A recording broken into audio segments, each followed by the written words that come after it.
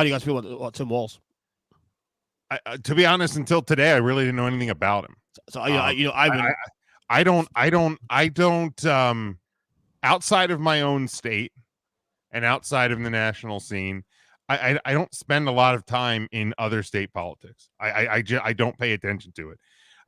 In the list of all the things that go on in my brain, the governor of Minnesota, Arizona, Nevada, California, Oregon, literally nowhere on the list. Like it just doesn't exist.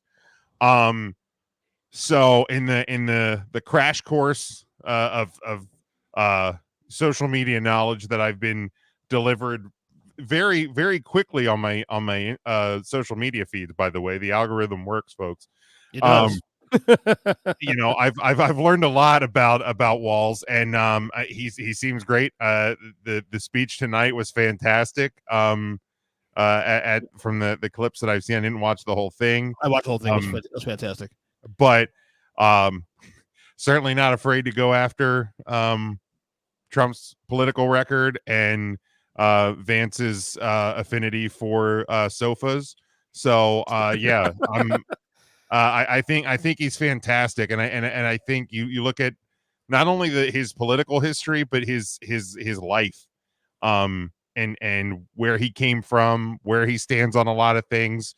I mean, and he's a guy that's not afraid to put his money where his mouth is. I saw earlier where he used to be like sponsored by the or supported by the NRA, and after the Parkland shooting, his daughter was like, "Dad, you have to do something about the gun issue in this country," and he denounced the NRA. He spent all the money that he was given by the NRA, he donated towards charities, and he's passed gun laws in Minnesota. So like I have a lot of respect for a guy who is not afraid to actually take a stand, and that's a good thing.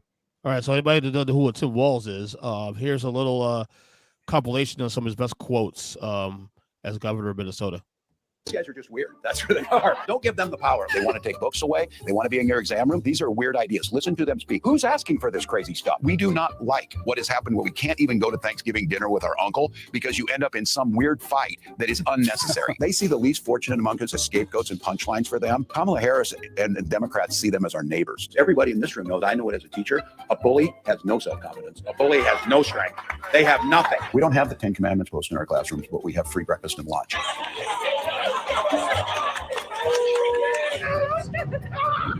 Have you ever seen the guy laugh? That seems very weird to me, that an adult can go through 6.5 years of being in the public eye. If he has laughed, it's at someone, not with someone. Imagine when I go home at night, I pick up the Frisbee and throw it, and my dog catches it, he comes over, he gets the belly rub for being a good boy. Picture these guys doing that kind of stuff. They just can't. People like J.D. Vance know nothing about small-town America. Their policies are what destroyed rural America. They've divided us. What Kamala Harris knows is bringing people together around the shared values, strong public schools, strong labor unions that create the middle class, healthcare that's affordable and accessible. Those are the things. You look what they're talking about, they went right to division. Taking the country forward with a positive message on things that work, that's what people are inspired about. I'm telling you, they got nothing. First off, he loves dogs. Trump hates dogs. If you want to test the measure of a person, if they hate dogs, that tells you all you need to know.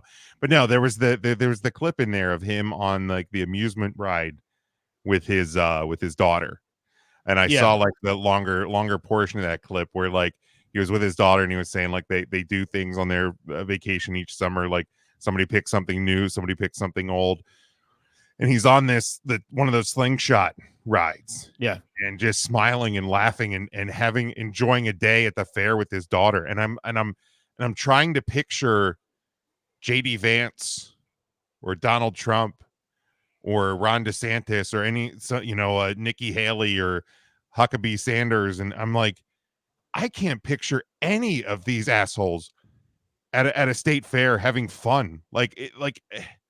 This whole like all the and maybe it's just my bias. I'm not afraid to admit that there's obviously bias against people in the MAGA movement, that like I can't imagine those people having like a fun laughing time at like a state fair with their family. Like I literally can't picture it. Like it seems very refreshing to see somebody who just enjoys life and enjoys their family. The vibe you get from him is just a down to earth, regular middle class guy who, by the way, is from Nebraska. Has a lot of 24 people in his graduating class. 400 people. Yeah, he said joke around and told his cousins. But like he has a little bit of that I won't say libertarian bent, but there's a lot of like rural, even some red, parts about him. But at the same time, though, he's a progressive and he's an unapologetic progressive also too on policies that I care about. Mm-hmm. Yeah. Like if you're against aggressive on certain policies for sure. Yeah, and they're gonna try. The game plan. I knew right away the game plan was going to be for the right was to paint him as the socialist. Again, not knowing what the hell socialism actually means. It's just you just say a word because you want to say the word. And again, if you tell me giving school lunch for kids for free is socialism, then sign me up. I'm socialist then, and I'll own that flag. Absolutely. Yeah, no, we got they perform better when they're hungry. Yeah. No, that's not true. I shouldn't joke about that. Yeah, man, I don't know. I think like with Walz, with it finally happening, I feel like the gloves are off a little bit as well. How much of that had Jim? I'm sorry, how much? It's $40. So I saw this earlier. This is on the Harris Walz campaign site. It's a camo hat. Says the most iconic political hat in America, which I love the tagline there. But like I've seen like pictures and video, like Walz, he's a hunter, he's a fisher. He is. He's a Midwestern, he's a Midwestern guy. He said during the speech tonight, I'm a pro 2A guy, but we need common sense. Right. Hell, that's those words something in I feel like man.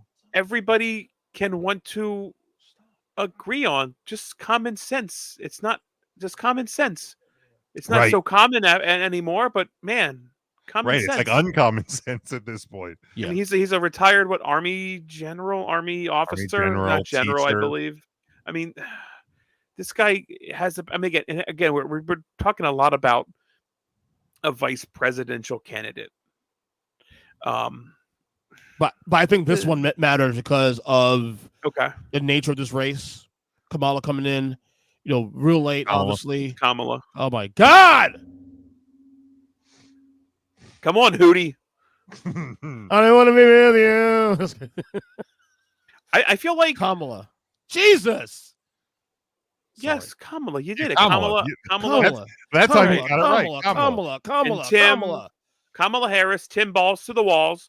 I feel like the gloves are off a bit. I feel like Joe Biden, not that I want to see people fight dirty, but I feel like Joe Biden never just wanted to square up either. And sometimes you just have to fucking fight fire with fire. Like tonight, the couch comment, that doesn't happen in a Joe Biden Kamala Harris ticket. I don't feel like that happens. Oh, I got it right here. I got it for you right here, Ryan. Oh, look at you. You're good. Tonight's speech. Economy to help the super rich. If Trump gets a chance to return, he's going to pick up exactly where he left off 4 years ago. Only this time, it will be much, much worse. Raising costs on middle-class family. He will repeal the Affordable Care Act, no doubt about it. He'll gut Social Security and Medicare. And when somebody tells you they believe him. He said he'd ban abortion across this country, and he'll do it, whether or not Congress is there or not. Donald Trump's not fighting for you or your family. He never sat at that kitchen table like the one I grew up at, wondering how we were going to pay the bills. He sat at his country club up in Mar-a-Lago, wondering how he can cut taxes for his rich friends. And I got to tell you, his running mate shares his dangerous and backward agenda. Here we go. J.D. Vance literally wrote the foreword for the architect of the Project 2025 agenda. Like all regular people I grew up with in the heartland, J.D. studied at Yale. had his career funded by Silicon Valley billionaires, and then wrote a bestseller trashing that community. Come on. That's not what middle America is. And I got to tell you, I can't wait to debate the guy. That's cool.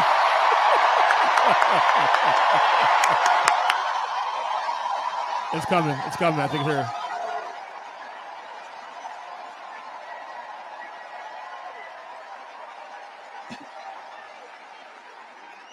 That is, if he's willing to get off the couch and show up. So. It's good, man. It's good pop. We call that a pop in the wrestling business. That is a pop. I told you, man. And for the record, I told Jim, like, cause I was Shapiro to like maybe a week and a half ago, and I told Jim, yeah, you're as wishy-washy on political people as you are with. No, it wasn't wishy-washy. I predicted Shapiro because it's the strategy of PA for Democrats. I also like Shapiro too, also, but doing more of a deep dive on Tim Walz in recent weeks is like, wait a second, this guy is on the issues is right where in my wheelhouse. So here's a guy who calls out J.D. Vance for going to Yale. A rightful gripe if J.D. Vance is going to paint himself as this Midwesterner, the common man. Walz went to Chadron State University, which is a public college in Nebraska. It's one of their 3 public colleges in the Nebraska state system of higher education. And then he went to a satellite campus at Minnesota State University. These are colleges where the everyman goes. These are state schools. Right. You know, he didn't go where you and I went. Right. I mean, this is he could have been vice president. Damn it, we screwed up, Jim. We screwed up. Dude, that's something I would never, ever want to do. Oh, I don't even think no. I would want to get into local politics. I used to want to get into it, man, but it's even gotten ugly on the local level that it's like, you know what? Sure has. I don't need it. I don't need Hell, it. it's ugly on school board levels. Yeah, dude. Yeah, you ain't kidding. And and here's the thing: if there's anything that anybody's listening that I can impress upon them is the importance to vote in these off-year elections, the importance it is in the midterms, and if it's the 4-year election cycle, years 1 and 3, where you're like, oh, it's nothing to vote for, it's just local stuff. That's the stuff that really impacts your day-to-day that you need to really be paying attention to. That's your school board elections. That's your local elections, things like that, where at the end of the day, I'm a 40-year-old white guy who has a pretty solid job. Irregardless of who becomes president, my life's probably not going to be super impacted. People I know, people I care about, people I love, their lives will be. My life probably wouldn't be, but those off-year elections are really important, and that's what affects you too. So get out and vote every 4 years for the president, but it's really important to make that vote every single year and get your voice heard on all levels of politics. Absolutely, more important on a local level than federal. Probably, yeah. That's the shit that actually impacts us almost every day. Yep, right. Absolutely. So no, I feel a lot better. I feel a lot better about November. We are still tonight, Jim. I don't want to steal a question from EJ. Go ahead. Did Joe Biden and the Democrats make the correct choice? Sitting where we're at today, knowing the response that Kamala has had, and the Walz pick, do you think there's a better shot right now, whatever today's date is, August 6th of August 6th. We're the 6th. I've lost 2 days. Dropping on the 7th that way, this podcast. August 7th. Or were we better off as a Democrat keeping Joe Biden, Kamala Harris as the nominee the end of July? Without question. Yeah, I will admit with as events were presented, you know, at the end of July to where we are now, or early in July to where we are now. I mean, it's since the debate, okay, because that's the moment where everything shifted. Yeah. I guess the right choice was made, and that's another reason why I think Joe Biden in history will be remembered far better than he's been treated in the last 4 months, because he did the thing that very few people in the political sphere will do. He actually did the right thing for the country. Country over self. Because here's the thing. Another one of the reasons I thought he was going to stay in, and I think EJ, I may have said this to you, but like Joe Biden, this was the end of the line. Okay, people that are 40, 50 in their early political careers in their 20s and 30s, they're being bought and paid by lobbyists and corporations and people on each side of the aisle. So whenever they do something, whenever they promise something, what ends up happening is usually what the people who are in their pockets want them to do. This was the end of the line for Joe Biden. He was not beholden to anybody. He was going to do what he wanted to do. So, and ultimately he did what was best for the country. Now, I will say this, if he stayed in, I think that I still believe there is a big possibility that, and it would have been much tighter than at least the race is kind of sitting right now. But I do still think that there's a strong possibility that he wins. Because you also, I understand that in the 3 weeks after the debate, things went bad. There's also still 4 months to remind people what your administration is, and there's 4 months for Trump to Trump. So but ultimately, yes, I think the Democratic Party and the odds are better off as were presented. Unfortunately, go ahead, EJ. No, I had a 10% chance of Biden winning the election after the debate. I mean, I know we argue about polls all the time, Jim, but the reality is that Trump, prior to the Kamala being inserted as the Kamala. head of the ticket, Kamala. Oh yeah, I'm fucking gonna Kamala. Say Madam Vice President. It's like saying Beetlejuice like fucking 5 times. You know what I'm saying? Beetlejuice.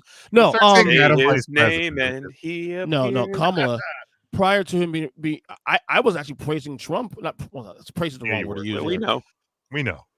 By his standards, he's been running outside of all the litigation stuff with him outside of the campaign itself. He's been running a very, should I say, stable campaign, fairly above water, not really going over the top, kind of moderate in some of the things he's saying. Obviously, a lot of people think it's bullshit, which is I think so too. Like the abortion issue, he's saying I'm not for the federal ban abortion. He's been fairly, in comparison to 2016, 2020, this campaign has been less drama.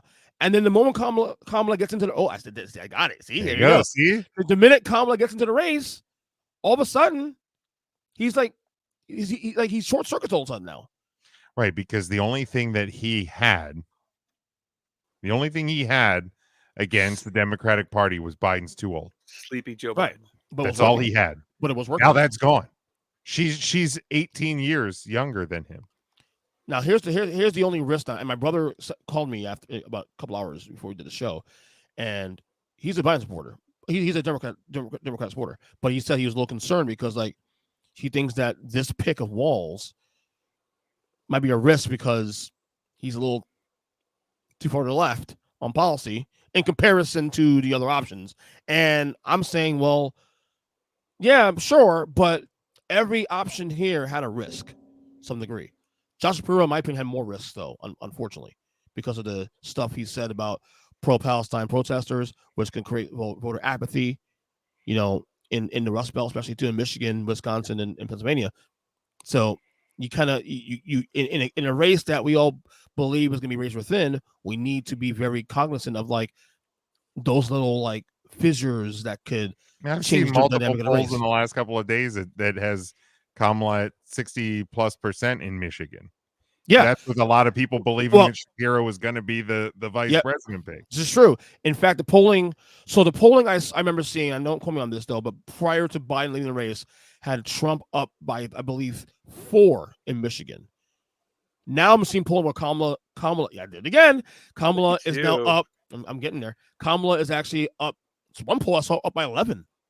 Right. Let's be honest here. Who votes for the president solely because of their vice presidential candidate? Nobody voted for Donald Trump because they're like, oh yeah, I'm a Mike Pence guy. Nobody voted for Hillary Clinton because I love Tim Kaine. Like it may give you a half a percentage point in his home state, maybe 1 point swing, which in Pennsylvania would have been important, yes. But Pennsylvania, Jim, I think you said it broke blue since 1988, so except for the Hillary. Pennsylvania went red in, I think, 80, 84, and 88. Since then, the only time it went red was 2016. Yeah.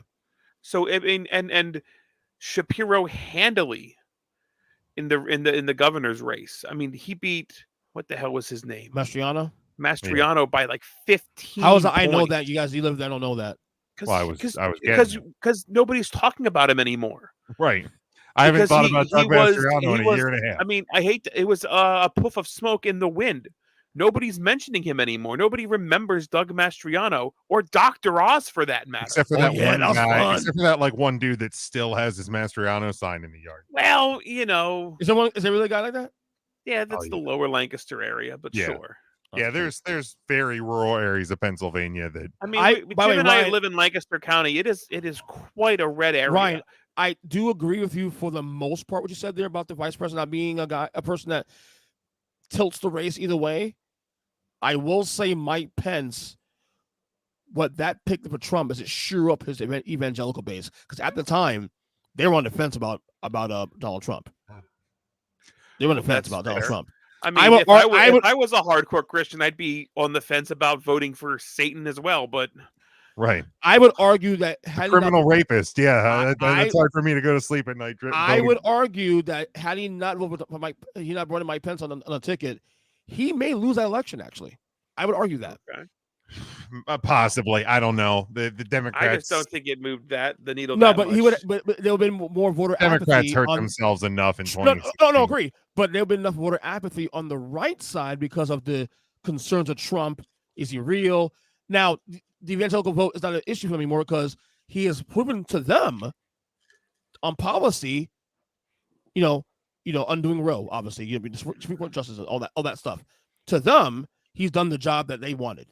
So to them, I understand why they like Trump so much, because he's proven to be a kingmaker when it came to the policies they agree with on.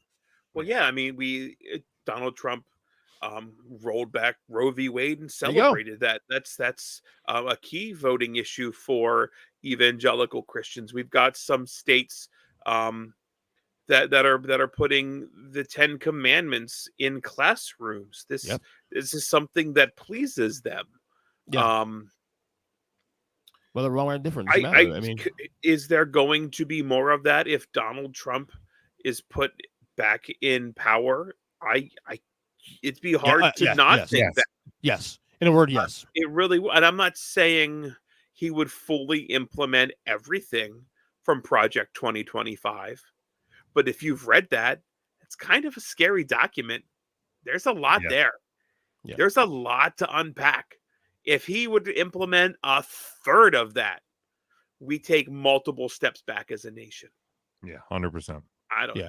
I think this pick, the VPs on both these tickets here, with on the Trump and Harris campaign, it may not necessarily. I think it helps Kamala. Obviously, I think the VP pick would help Trump. Again, Kamala. I said Kamala, right? You said Kamala. You said. Damn Kamala. It! The streak's over. Damn it. you were on quite a streak though. I was like 4 Kamalas. I fear now coming out of this podcast, I'm going to struggle saying her name. Yeah.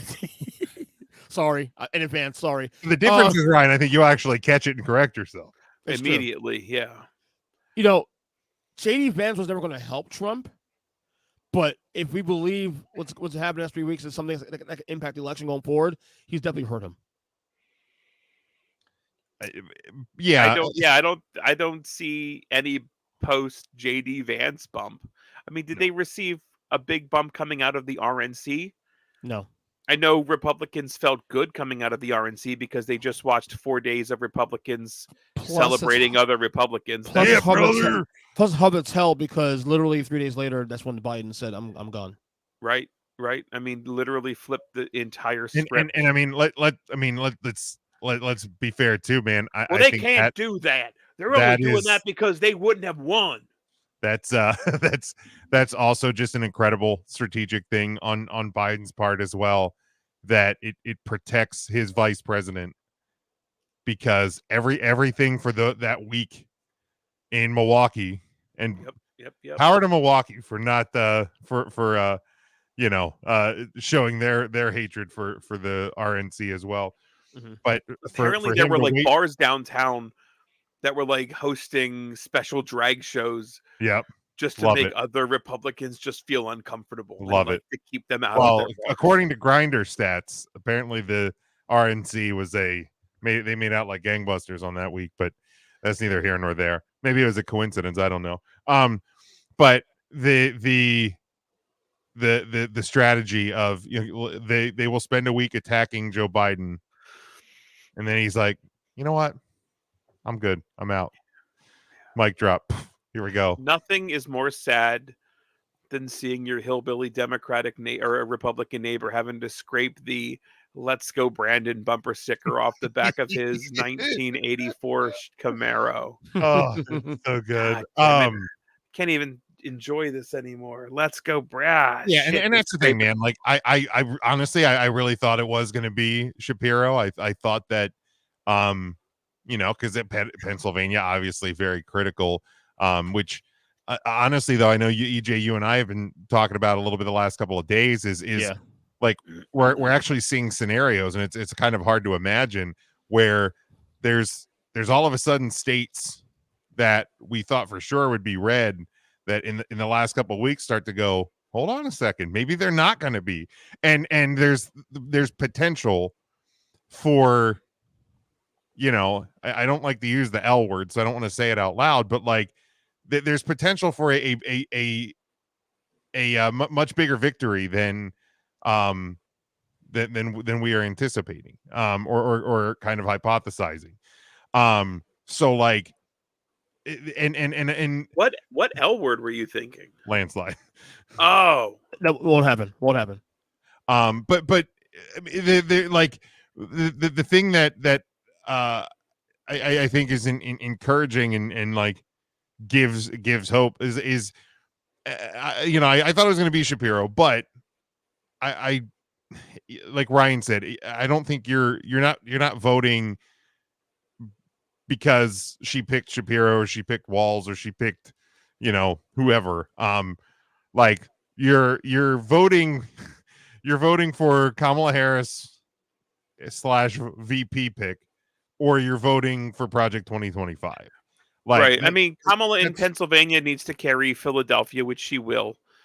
Billy Harrisburg. You think so? Harrisburg, Allegheny, and there's like, I think, a county up near Erie County that Joe Biden carried 4 years ago. It's very simple. This really is a 3-state race. You know that, right? Pennsylvania, Arizona. No. Pennsylvania, Michigan, Wisconsin. Okay. If the Democrats hold all the states, other states they always hold, and those 3 go blue, election's over. They win. That's 271 right there. Yeah. Okay. I mean, Arizona's still in play, correct? Arizona. It is back in play now. Yes. Okay. In fact, I will go ahead and show that to you right now. I mean, wasn't there something that there's? I mean, I know it's a long shot, but isn't there a possibility that Florida? No, there's some rumors that you could make some traction. You put money here, obviously, to see what happens. We're we're 3 months out. It's a long shot. I think it's a long shot, though. Sure. Here's the averages here, and I've seen other polling recently that suggests that PA is now dead even. I see polling also that Georgia's dead even too. But here's right now. Now these numbers are interesting because it's Trump plus 1.5 in Arizona, 2.8 in Arizona, plus 4 in Nevada, plus 0.2 in Wisconsin. Now remember, before Biden left the race, Trump was up like I think 4 or 5 points in Arizona. and I think 6 or 7 in Nevada. He was up, I think, 2 points in Wisconsin. Well, now anything under 3 is margin of error, right? Which is pretty much every state here but Nevada. Right. Which really, honestly, if just over too, like it's not like Nevada is sitting there at like +7 for Trump. Right, and then you see like Georgia now too. Also, is Trump only less than a point now. And I don't know if you saw Trump on Saturday go unhinged again, with Brian Kemp, the governor, Republican governor, who's more popular than he is. Yeah, it's what are you doing? Here's the thing, and I listened to your show earlier. Yeah. So I'll give you credit, but I've had this thought as well that I don't know if he's intentionally trying to sabotage his campaign. Sure as fuck feels like it. But there is part of me, and I was talking to another friend of mine over the weekend that I like. There's part of me that thinks that at some point, if the lead continues to go towards Kamala, you come out of the DNC, if she gets a bump there, that there's a possibility that Trump actually takes himself out of the race. There's no way in hell. No. A narcissist would never. No. Never. No, I highly doubt that. For what reason? Why would you do that for? It'll be. I mean, his base. They're not going to accept it anyway, Jim. Well, no, they'll still vote for him, but it'll be. No, they're not going to. I mean, even if Kamala's not a real candidate, this whole thing is rigged against me. Look at what they're trying to do again. Exactly. I don't even want it anymore. I don't even want it. You can have it. I don't want it. He still would step down. He would make himself the martyr, and then 2 days later say, "You know what? I've heard from the people. They need me." And he would rise like the phoenix, and his base will be so rejuvenated. And it's not going to matter. Phoenix out of the lift chair, right? Yes, one of the little stair chairs that drive you up the wall. Yeah, exactly. Here is one angle. Accept the fucking results anyway. Here is one in November, so that's fine. That he can lose by an L word. Yeah, and he'll still not accept the results. There is